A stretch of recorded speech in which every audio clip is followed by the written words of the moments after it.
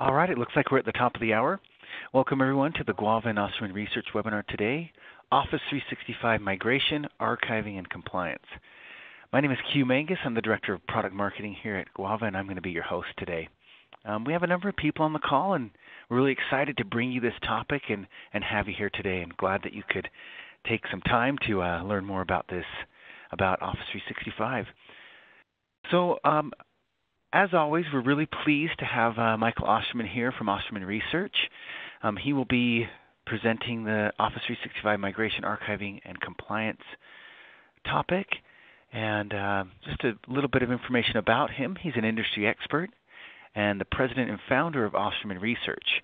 He has over 27 years of experience in the high-tech research industry and has spent 16 of those years following specifically the messaging and collaboration industries. A few things to just take note of. One thing is that this webinar is being recorded, and everyone who's on this call today will be receiving an email with the link to the webinar recording. Also, it will be posted on our YouTube channel, which is youtube.com/guavatv. Feel free to visit that page as well to be able to view other webinars and other videos that we have. Also, if you have questions as we're going through the presentation, feel free to put those through in the Q&A or the chat, and we will address those at the end. We'll have time for Q&A. So we'll go ahead and give the time over to Michael Osterman. Once again, we're glad that he can be here and for his time and effort in preparing this information. Michael, you have the floor. Well, Q, thank you very much, and I'd like to thank everybody who's here today. Again, thank you for taking the time to be here with us and talking about this really important topic. We're talking about Office 365, which is very top of mind for a lot of decision makers now, and particularly with regard to how you migrate to Office 365, how you migrate your data and so forth, how you archive your content, and how you remain compliant while you migrate and after you've migrated to Office 365. So just a little bit about Osterman Research to build on what Q just talked about. Our focus really is on the messaging, web, and collaboration industries. We focus very heavily on how people communicate or collaborate in a workplace context, and we have a very strong emphasis on primary research. We'll be going through some of that here today. We talk to decision makers and influencers and really try to understand what organizations are doing in the context of their communication and collaboration. And Office 365 has been one of our key focus areas this year and also in the past, but particularly this year. We've done a number of major surveys around it in the context of archiving, compliance, migration, security, and so forth, really because, as I mentioned, Office 365 is top of mind for a lot of decision makers. They're very focused on how they migrate to the cloud, all of the problems that they might experience, how they deal with security and content management, and so forth. The company was founded in 2001, and we're based near Seattle, Washington. So, it's really no surprise to anybody that Office 365 is growing at a very good clip. Microsoft has been in the hosted exchange business for many, many years. They actually got into it in the late 1990s, going through third parties like United Messaging and, really a lot of other providers and really built out their ecosystem of companies providing hosted exchange. And what Office 365 represents is fundamentally the third major generation of hosted exchange. They started with really taking on-premises exchange and trying to adapt it to the cloud, which wasn't really all that successful. It was, it worked, but it was a bit kludgy. Then they went to BPOS, but now they've really hit their stride with Office 365. And they've, as you can see here from a survey we did this year, they're really migrating the bulk of their on-premises exchange users to the cloud. As you can see here in 2015, close to two-thirds of business email users in North America are using some version of on-premises exchange. Most of those are Exchange 2010 or 2013. But over the next couple of years, we anticipate that a very significant proportion of those, more than 50% of those that are currently on-premises exchange, are going to be migrating to the cloud, and the vast majority of those are going to be migrating to Office 365. Microsoft has also been successful in migrating users from other platforms to 365. So, again, Microsoft really has hit its stride and is doing a very good job with regard to putting together a package that has good features, good functionality. It's hitting a lot of good price points. And they've also done a good job, and admittedly a somewhat confusing job, of creating lots of different versions for different verticals: education, business, government, and so forth. And so you really have to understand what you're getting into with Office 365. But by and large, this has been a very good offering and has been extremely successful for Microsoft. Now, in terms of the key drivers for migrating to Office 365, or really migrating to any cloud-based platform, is really, it's part of the overall shift from a capital expenditure model to an operating expenditure model. And we've seen this over the past several years, particularly with offerings like Salesforce.com and lots of other cloud-based offerings, that organizations are realizing the value in moving from CapEx to OpEx. There are, certainly cost advantages, because in doing so, if you need to migrate to a new mail system, you're not really going to incur very much, if any, upfront expenditure. There's also, potentially tax advantages, and really just a variety of financial advantages in moving to the cloud. And, again, Microsoft has done a good job at offering a robust set of features and functions, and really just a wide range of capabilities within Office 365, everything from basic email and Exchange Online to full-blown communications through Skype for Business. And part of Microsoft's advantage here has been the fact that they own the desktop. 90+% of business users are using some version of Microsoft Office, and so it was a natural foray to get into the cloud-based capabilities for email and voice and instant messaging and so forth. Also, migrating to Office 365 or the cloud in general really reduces the cost of delivering email to end users. As we'll see here in just a bit, we've done a lot of cost modeling around the cost of Office 365 compared to Exchange. And for most organizations, even for enterprise-level organizations, it's going to be less expensive to operate Office 365 than it will be an on-premises mail system.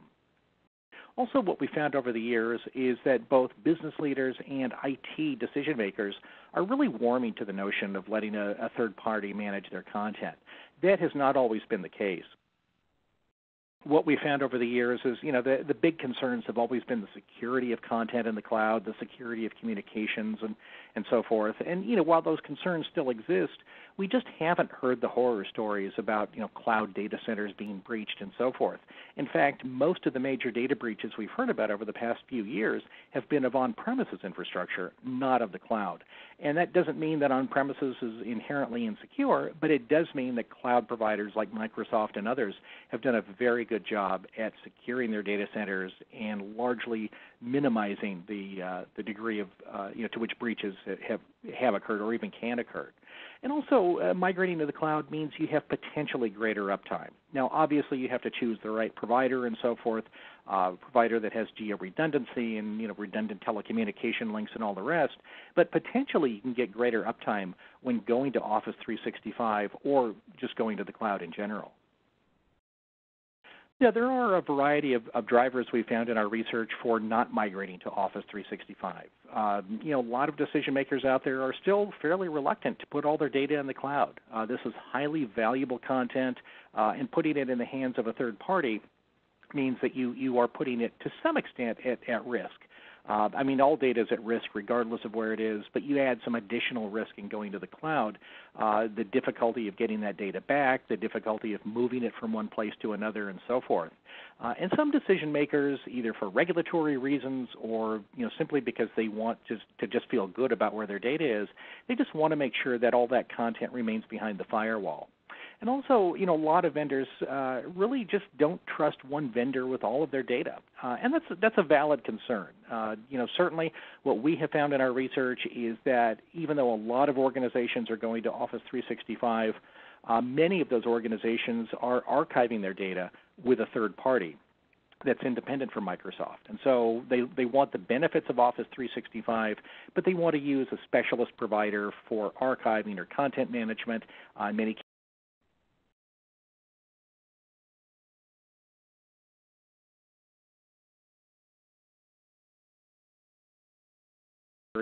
encryption and other capabilities and so forth are growing well at the same time. Some people believe, some decision makers believe that their data is more vulnerable to loss since it's in the cloud. That's not necessarily the case, but some people just believe that anything outside of the corporate firewall is going to be inherently less secure. A lot of organizations just don't want to have their data not be in-house.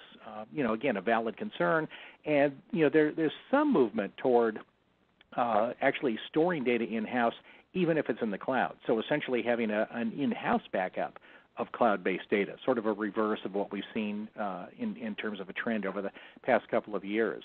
Also, migration is a big deal for, it's a big deal, period, but it's a serious concern for a lot of decision makers. They're concerned about loss of data while migrating, and that's an important consideration. You need to migrate your data properly in order to maintain a chain of custody, to maintain the integrity of the data, and really just to ensure that all of the data gets from your on-premises system or some other cloud system into Office 365 successfully. And that's not just a matter of flipping a switch. You have to know what you're doing, and we recommend typically using a third-party specialist provider that can help you with that migration. Also, some are concerned about a lack of oversight if their data is in the cloud, and also, finally, there's some concern about where corporate data is stored. There can be some jurisdictional issues for some companies, particularly those in Europe that have specific requirements to keep their data only in certain jurisdictions, and Microsoft won't necessarily guarantee, nor will many cloud providers guarantee exactly where your data is stored. So that's a consideration. All of these really are considerations, but particularly the jurisdiction issue if you have specific requirements to keep your data only in a certain area. Now, in terms of Office, the growth of Office 365, and this title is wrong. I apologize for that. What we found is that Office 365, as I mentioned, is typically less expensive than a comparably configured deployment of on-premises Exchange. And if you look at various user counts, certainly you see sort of an opposite trend. With on-premises systems, you see the cost per user go down over time. With Exchange Online or Office 365, you tend to see the cost go up with the number of users. But still, even at 1,500 users, our cost modeling shows that Office 365 on a per user per month basis is significantly less expensive than on-premises Exchange. And this carries out even to many thousands of users. Now, again, this is going to depend on what features of Office 365 that you have enabled, what plan you're using, how you've deployed Exchange on premises and so forth. But generally, Office 365 is going to be less expensive over time than on-premises Exchange, particularly when you look at the long-term cost of ownership, where you would have a migration cycle maybe after 3 or 5 years with on-premises that you simply won't have with Office 365. Now, in terms of archiving, what we found in our research, and we've looked at archiving for many, many years, archiving is fairly widely deployed among organizations that have on-premises Exchange and other on-premises email systems. As you can see here for Exchange, close to 2/3 of organizations have implemented a true archiving system, one that indexes content, puts it into tamper-proof storage, and then provides robust search tools on the back end so that you can extract data for e-discovery, for regulatory audits, and so forth. That is not the case in the cloud. It's almost reversed, where only about 1/3 of organizations that are operating in the cloud today, operating email in the cloud, are actually using archiving.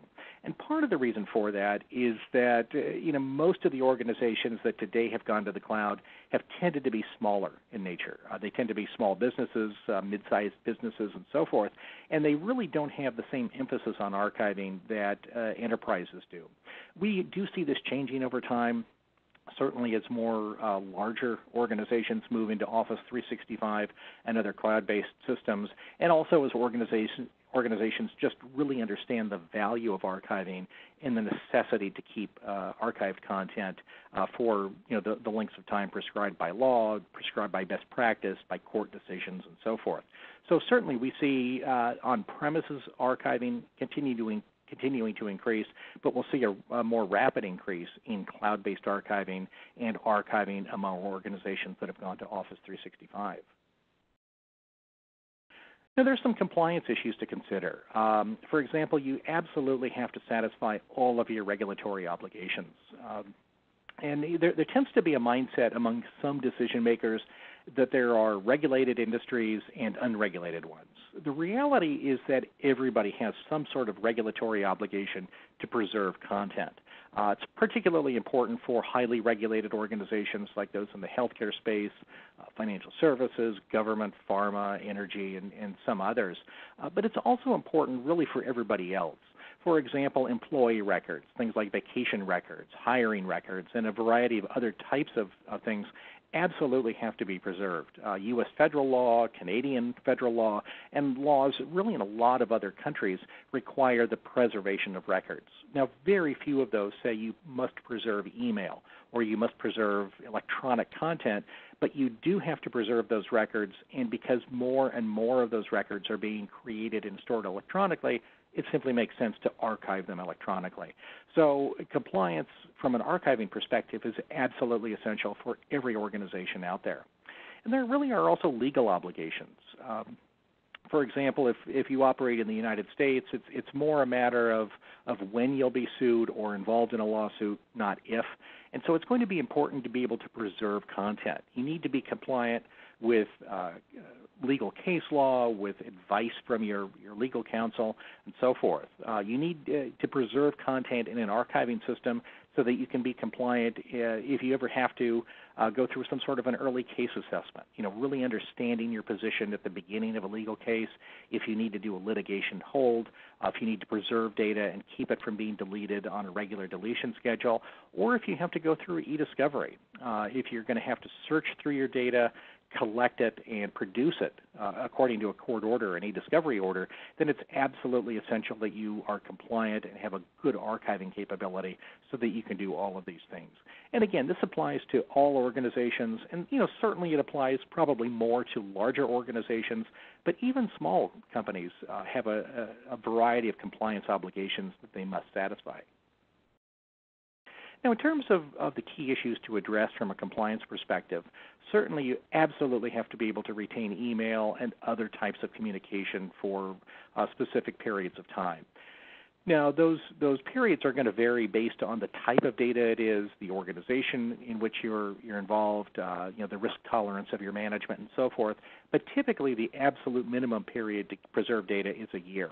A lot of organizations will recommend 3 years. Some data has to be kept 5, some 6, some 7, some indefinitely in some cases.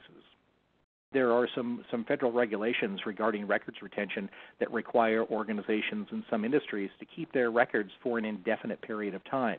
And so you have to have a compliance capability and archiving capability that can allow you to do that over the long term.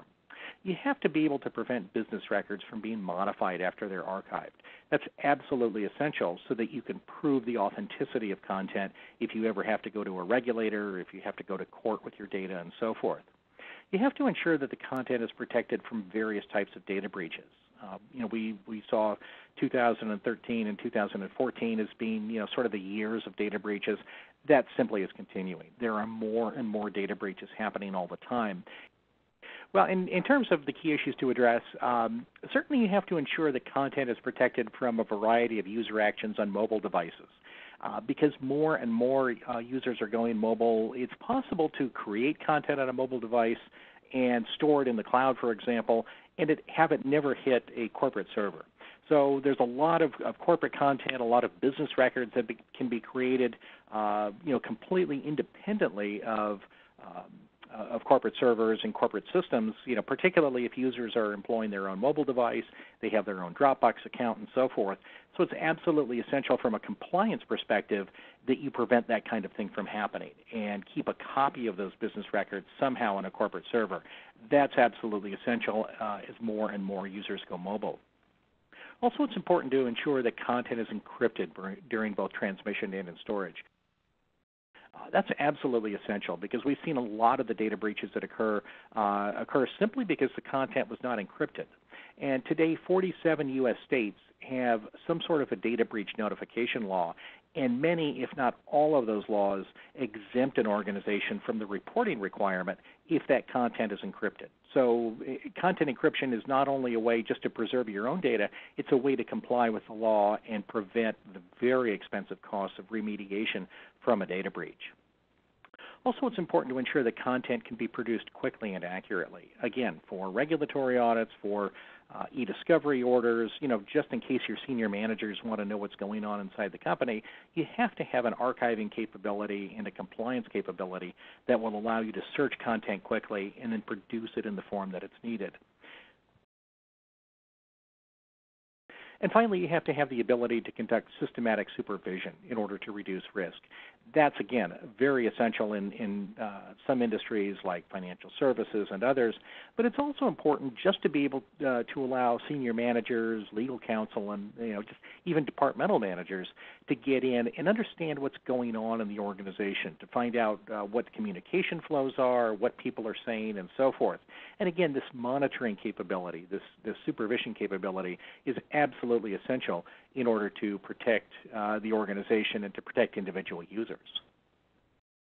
So in terms of Microsoft and compliance, certainly Microsoft is taking compliance seriously. They have gone through a number of certifications, and they've taken pains to make Office 365 more compliant than it was even just a couple of years ago.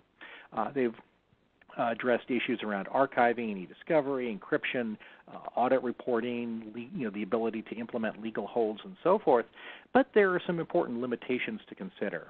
Again, this is not a slam against Microsoft, but they can't be all things to all people, and they haven't even tried, which is certainly understandable given that Office 365 is intended really for a mass market for many tens of millions of users, and they can't meet every use case.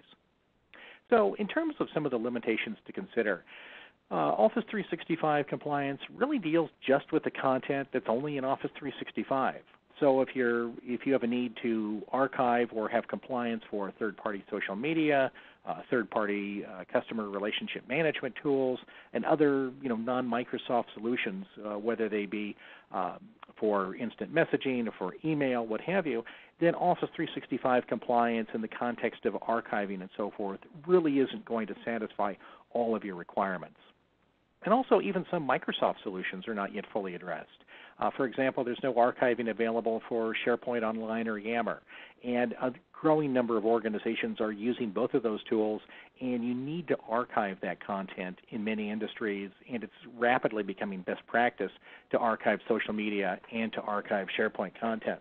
So it's absolutely essential that you have a solution that can help you remain compliant for both SharePoint Online and Yammer. And it can be a problem in hybrid environments as well, where you have a lot of on-premises users as well as customers in Office 365. And this is an important consideration because one of the issues that has come up in our research this year is that for organizations that have not yet fully migrated to Office 365, the majority of those are planning to keep a permanent hybrid environment. They're not planning to move 100% to the cloud. Now, part of the reason for that in some industries is going to be regulatory. You're going to want to have some users on premises and not have everything in the cloud. For some customers, they have a lot of legacy applications. They have email-generating applications and so forth. And so it's really not going to be cost-effective to move absolutely everything to the cloud and rewrite all of those applications. So hybrid is going to be with us for quite some time, particularly for larger organizations that are indefinitely going to have hybrid environments. And so any compliance solution that you choose, an archiving solution, security, whatever the case may be, absolutely has to operate well in a hybrid environment, particularly if you're an organization of, let's say, 500 or more users, where it's going to be fairly likely that you'll stay hybrid. Also, in Office 365, there's a limit on sending large files. There's a 150 megabyte limit on message size. And, for most users, that's not going to be a real issue, but in some industries it will be. If you're sending architectural drawings, graphic design files, whatever the case may be, you will run into limitations, and you'll have to have a different solution than what's available in Office 365 to be able to send things through email. Also, in terms of archiving, now Microsoft has done a good job with archiving in both on-premises Exchange as well as Office 365, but again, there are some limitations here as well. For example, a user can overwrite an administrator-defined and automatically applied policy with his or her own policy. For example, if they, setting out a message-by-message basis or automatically via inbox rules, they can override those administrator-defined policies. That can be a problem in the context of long-term preservation of content. Also, users can actually delete messages that should be retained. Again, that can be a problem for e-discovery, for regulatory compliance, and so forth. Also, there's no tamper-proof storage in Office 365, and that can be a problem, particularly in heavily regulated financial types of industries, hedge fund advisors, investment advisors, broker-dealers, and so forth. And again, Microsoft is moving toward compliance in these areas, but third-party solutions in many ways are superior for these specific types of compliance obligations. Also, in Office 365, exporting e-discovery search results into third-party review tools is limited, and so if you need to do sophisticated e-discovery using Office 365-based content, you can run into some limitations if you don't have third-party compliance tools. There's some limited support for immutable storage, tamper-proof storage in Office 365, and there are some limitations on legal hold capabilities that you'll need to investigate as well. So again, Office 365 is a good tool. Microsoft has taken pains to make it compliant, but there are some holes that need to be addressed by third-party solutions. Also, search processes in Office 365 aren't as sophisticated as they are in some third-party tools. They're not as granular, they're not as fast, and so forth. E-discovery workflow capabilities just aren't as sophisticated as they can be in some third-party tools. Audit logs are purged every 90 days in Office 365. That can be a problem. We did a survey recently, and we found that most organizations want to keep their audit logs at least 6 months. Many want to keep them a full year. And so purging them every 90 days is going to create problems for some organizations. And also the encryption capabilities in Office 365 are not quite as robust as they are for some third-party tools. For example, in Office 365, if you're a mobile user and if you receive an encrypted message, you have to create a Microsoft account in order to read that message if you haven't previously created one. And also you have to download a viewer for that encrypted content. That can create problems for organizations that don't allow their mobile users to download content without IT approval. So there can be some limitations in terms of the encryption capabilities for Office 365 that could prevent people from accessing encrypted content either at all or at least in a timely manner. So in terms of recommendations, seriously consider deploying Office 365. It's a very good offering. Microsoft has done a good job at providing lots of features, lots of functions, and they continue to improve these over time. And also, Microsoft is a very financially strong vendor. They're absolutely dedicated to the cloud, and have taken a cloud-first approach with virtually everything they do. So the company is here to stay, and they will be supporting Office 365 very well. But you need to study what Office 365 will do and what it won't do. There are some limitations that are going to create problems for a large number of customers. And so carefully evaluate third-party solutions that are going to bolster the native capabilities in Office 365, particularly around archiving, security, and encryption. Those are three areas where third-party tools can do a better job in many cases. Okay, and that concludes my part of the presentation. Here's our contact information. And Q, I'm going to hand the floor back to you. Wonderful. Thanks, Michael. Thanks for the information. Great information. A few things, just a reminder, if anyone has questions, feel free to put those through in the chat and the Q&A. It looks like I did have a couple that came through. The first one was just, what are some typical issues? I know you touched on these, but what are some other issues that organizations experience when they migrate to Office 365? Well, certainly, the migration is not an easy one. You do have to migrate, in some cases, lots of data. The typical user may have anywhere from, 2 to 10 or more gigabytes of data. So you're migrating a lot of content. So it takes time to do that. Some organizations will want to migrate users in batches over the weekend. Some, if they're small enough, can do it all at once. But you will have, inevitably, some help desk issues that come up. And particularly with regard to compliance, you need to make sure that you're managing the migration process in a way that's going to maintain the integrity of the data. You have to preserve the metadata. You have to preserve, the authenticity of the data if you ever need to prove, that this is an authentic copy of an original email, for example. So the migration process really should be handled, or at least assisted by, a specialist provider that is very experienced in migration, because it's not an easy thing to do. Great, wonderful. The next one that came through is what specifically should we be archiving from Office 365? Like, should it be email, calendars? Yeah, it's going to depend on the organization, advice from your legal counsel, and so forth. What we have found in our research is that for the typical user, let me back up one. The typical user sends a median of 30 emails a day, receives a median of 100 emails a day. Now, again, that varies widely based on who the user is and the industry and so forth. But that block of 130 emails per day, typically about 10 to 11% of those represent content that needs to be archived. It's some sort of a business record, maybe a statement of policy. It could be a communication with a client. Whatever the case may be, it's content that really has to be preserved for some length of time. Now, if it's not a regulatory obligation that you're trying to satisfy, maybe you want to keep communications with clients for 3 years. That might be a good figure. It depends on the type of content. If it's a personnel record, the EEOC requires that to be kept for a year. If it's a healthcare-related record, it has to be kept in many cases for 5 years. If it's in the financial services industry, it has to be kept for 6 years and so forth. So it's going to depend. It's going to be this combination of regulatory requirements and advice from legal counsel about how long you preserve content. And in what to preserve, certainly email is the low-hanging fruit. Start with email because that's going to contain the bulk of business records for most organizations. But certainly calendar information is going to be important.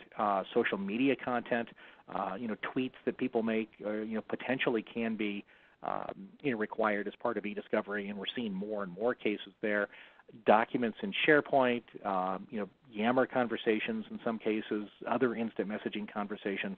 So it's really going to depend on where you find business records. It's not so much the medium that you need to preserve as it is the business record that you need to preserve. Perfect. That looks like all the questions we have.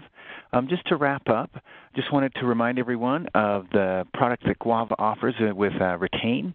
It's the Retain Unified Archiving Solution, and of course it's a great, as we talked about third-party solutions, that is a great solution for archiving Office 365, and it archives other things as well, basically all of your electronic communication, including social media, mobile, instant messaging, and web searches. And if you'd like more information about that solution, you can visit us at guava.com. Here's just some information there. You can also try it out for yourself if you'd like. Just wanted to remind everyone that this webinar has been recorded, and you should be receiving a recording here shortly. And once again, I'd like to thank Michael for his time and for being on this webinar, and thanks everyone for being here as well.